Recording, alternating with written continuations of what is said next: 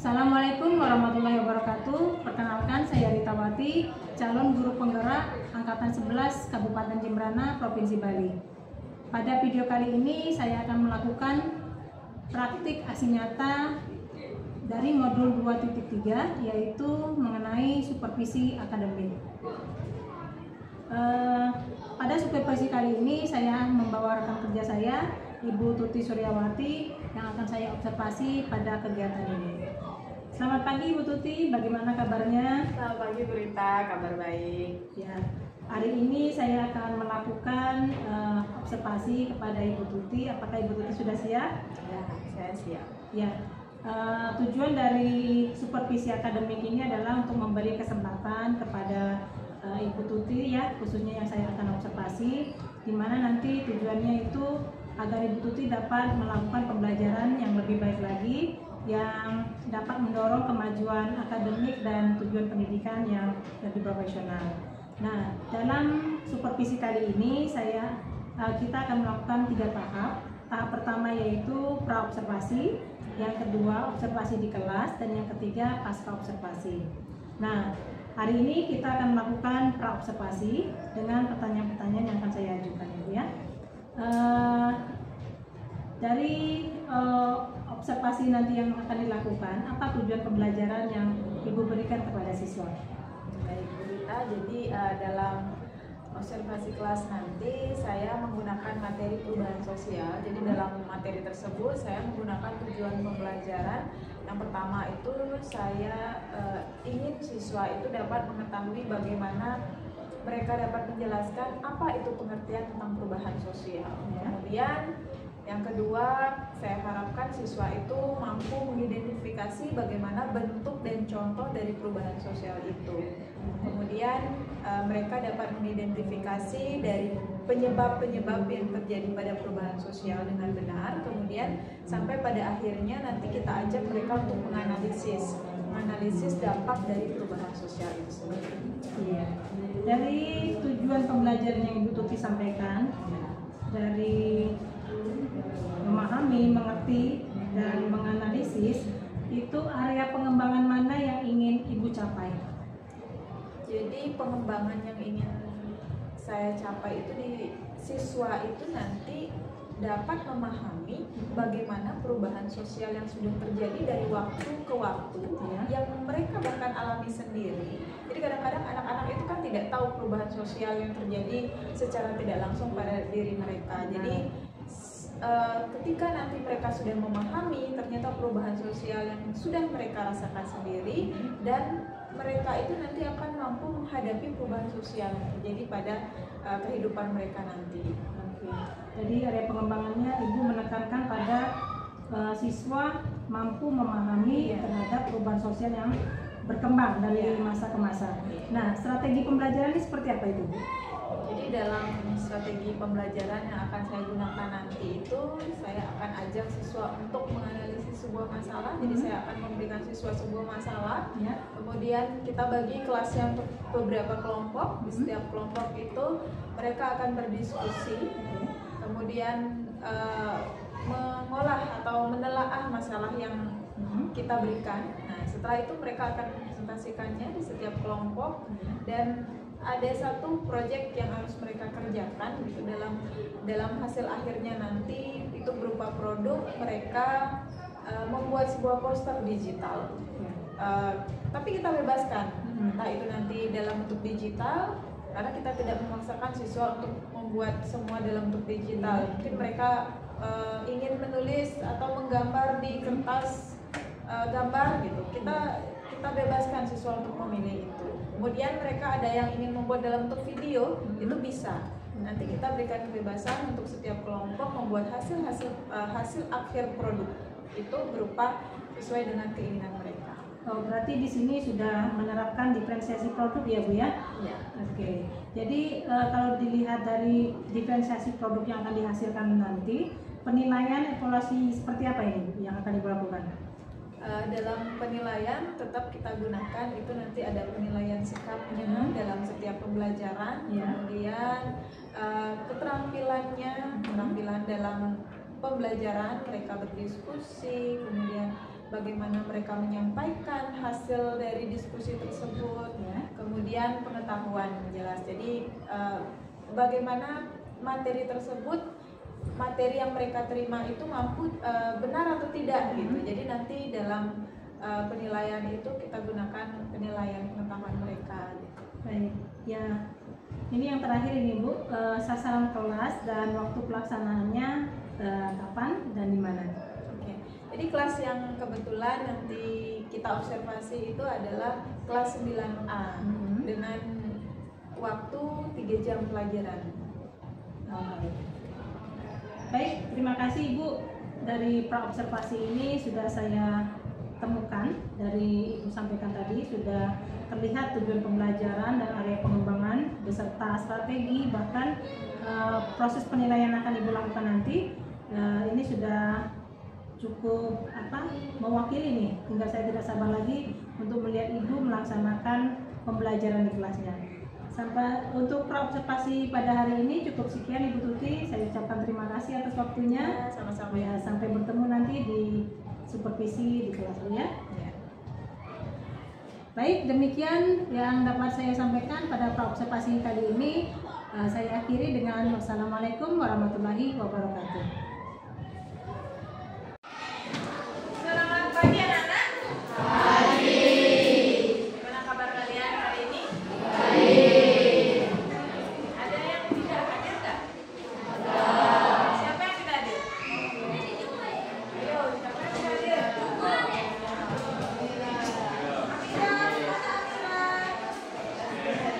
Amira, oh dispensasi ada basket ya. Ada lagi?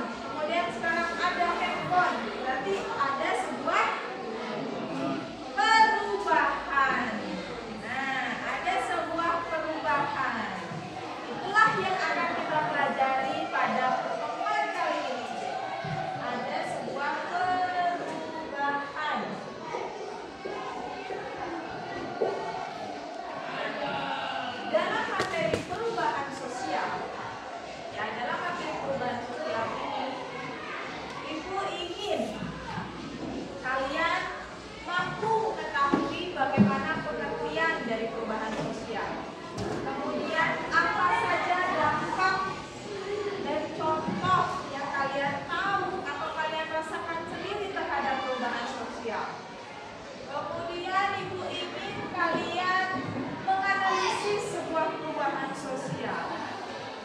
Jika nanti kalian sudah mengetahui itu, kalian mampu mengimplementasikannya dalam kehidupan sehari-hari. Ya, jadi itu yang dimaksudkan pembelajaran kita kali ini. Kemudian di setiap pembelajaran seperti biasa tentang penilaian yang akan Ibu lakukan. Ibu akan tetap mengadakan penilaian afektif, psikomotor, dan kognitif. Ya, jadi sekarang silakan dibuka dulu bukunya, cari materi perubahan sosialnya.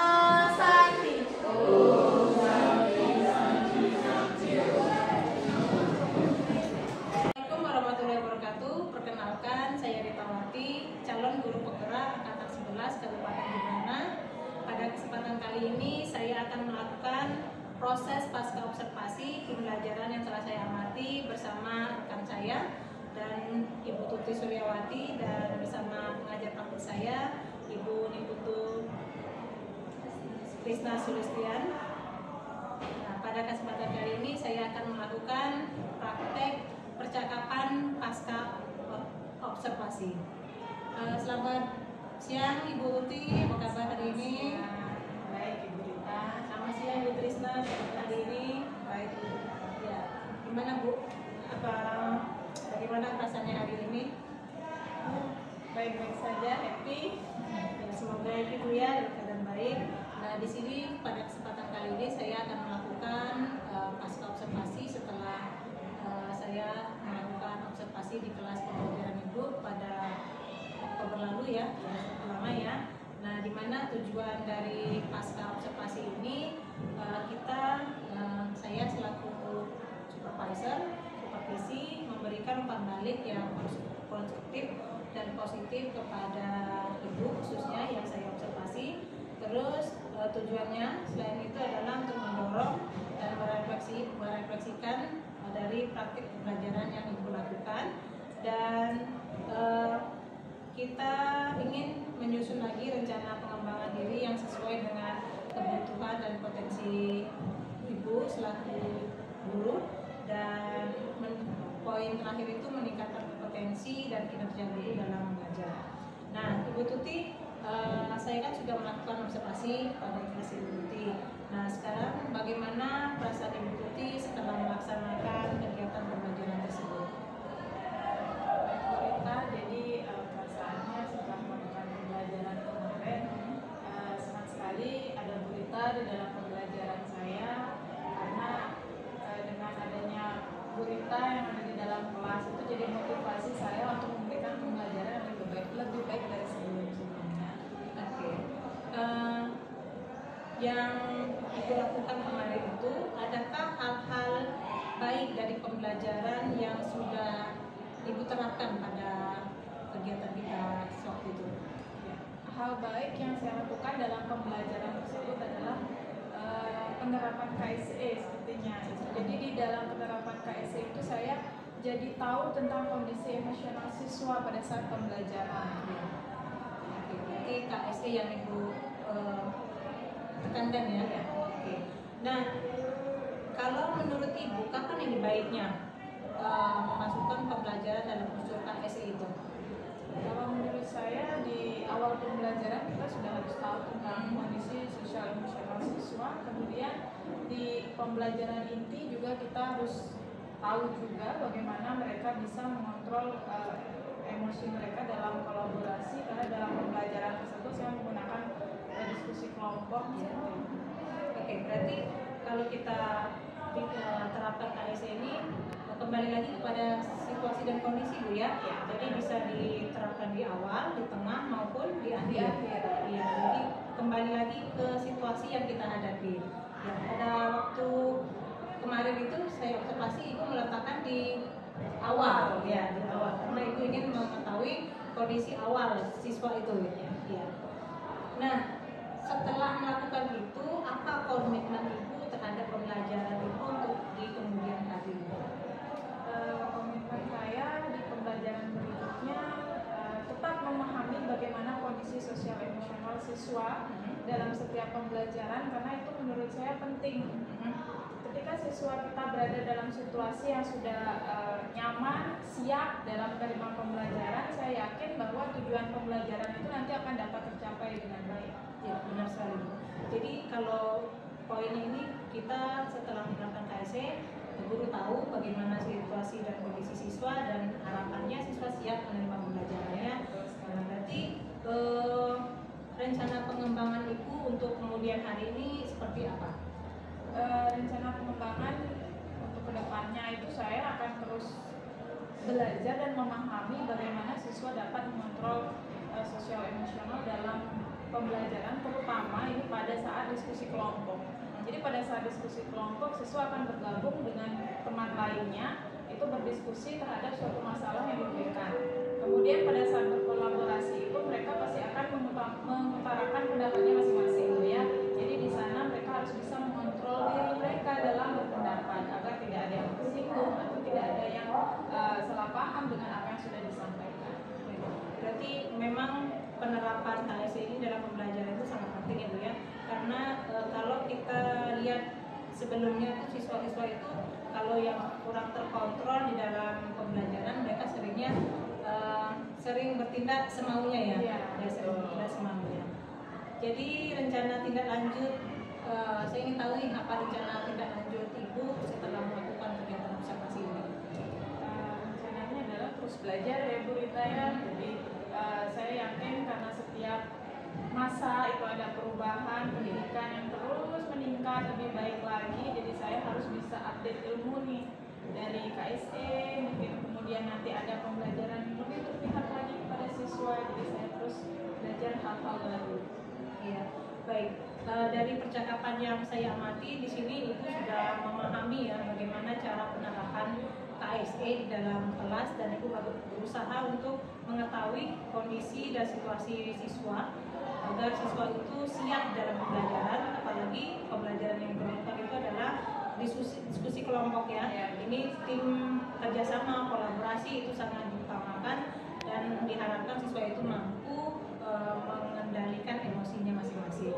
Baik Ibu Tuti, setelah saya melakukan observasi dari observasi kemudian pasca observasi ini, saya melihat Ibu Tuti sudah melakukan pembelajaran dengan sangat baik. Hanya catatan-catatan sedikit ya, itu pun hanya sebagai bumbu ya, ibarat masakan itu hanya kurang garam sedikit aja gitu ya, tapi semuanya sudah berjalan dengan baik, dan saya harapkan Ibu tetap konsisten dan tetap semangat melakukan pembelajaran yang berpihak kepada murid. Terima kasih Ibu Tuti sudah bersedia, saya amati, semoga kerjasama ini observasi bisa jadi mungkin Ibu nanti yang observasi saya ya berikutnya ya. Saya ucapkan terima kasih kepada Bu Tuti yang sudah bersedia untuk saya observasi pada bulan yang lalu, dan sekarang percakapan pasca juga sudah dilaksanakan. Sama-sama Bu Rita. Baik, demikian percakapan pasca observasi yang telah saya lakukan bersama rekan saya Ibu Tuti Suryawati. Semoga bermanfaat bagi kita bersama untuk pendidikan Indonesia yang lebih baik. Saya akhiri dengan wassalamualaikum warahmatullahi wabarakatuh.